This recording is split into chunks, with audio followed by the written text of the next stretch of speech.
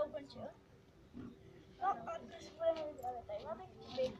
A sejdeme se u prvního vtipu. No tak jo, první vtip jsme se trošku přesunuli jen tak na minulata. Takže, první nějaký krátkej, tak třeba Standa stojí u ohrady se slanama a ptá se dědečka. Dědečku, co je to za zvíře? Počkej, musím si vzít brýle.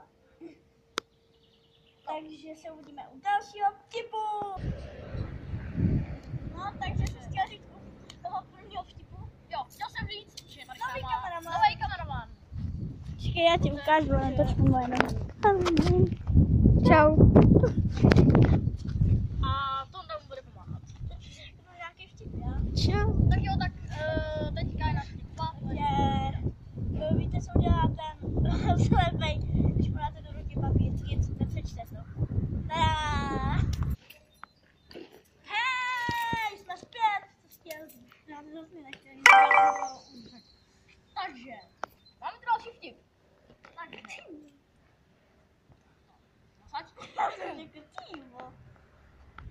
Pivo. No, tak tam vidět, Honzo, jsme tam vidět naše hlavy. Jo, jsou. Jste celý vidět.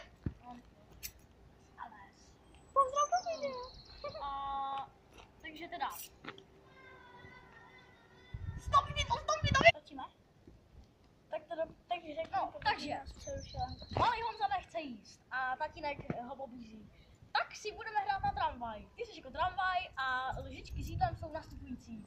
Tak Honzík teda jí, hraje se na tramvaj a když už má skoro celý talíř prázdnej, tak povídá: konečná, všichni vystupovat. Tak teď se uvidíme u dalšího vtipu. Takže, další vtip.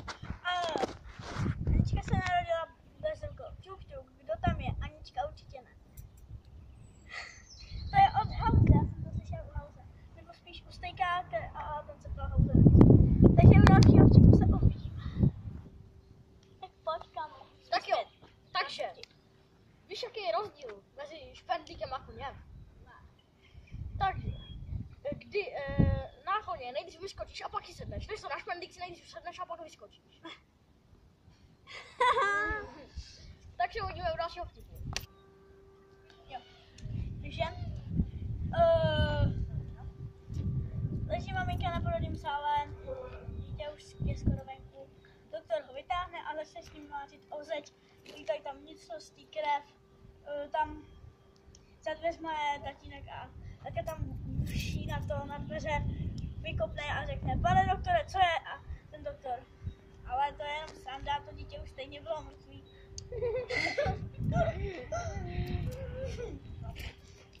No a když s ním, ale to je jenom sranda, to dítě už stejně bylo mrtvý.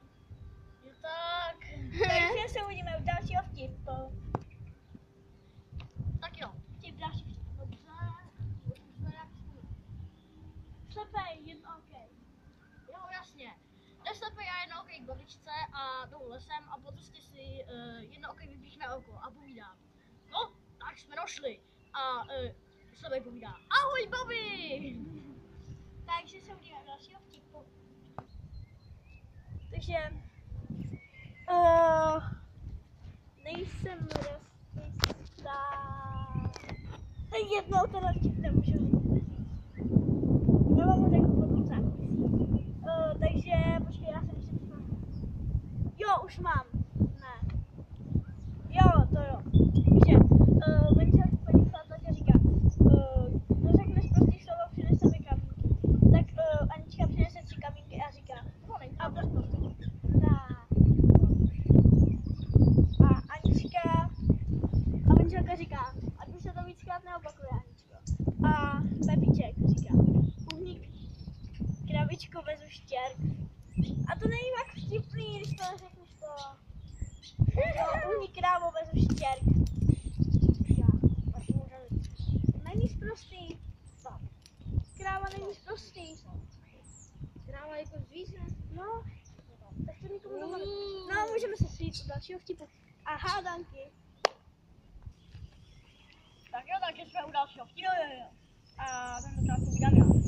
Takže, ztroskotáče, Rus a Američan na ostrově, co?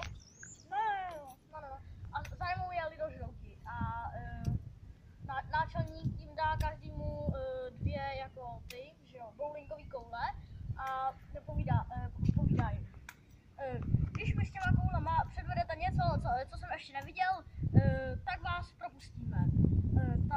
Dají mi chvíli na natrénování a pak jdou k Rusovi. Rus sedí v tureckém sedu a koule se vznáší ve vzduchu. A náčelník řekne, to už jsem viděl, sežrat. A půlka kmene odtáhne Rusa. Náčelník a zbývající půlka kmene jde k tomu, k Američanovi a Američan sedí v tureckém sedu, koule se vznášejí a objevujou se a mizej. Objevujou a mizej. A náčelník řekne, to už jsem viděl, sežrat. Tak teda druhá půlka kmene odtáhne toho Američana a náčelník sám jde k Čechovi. Vrátí se ven z toho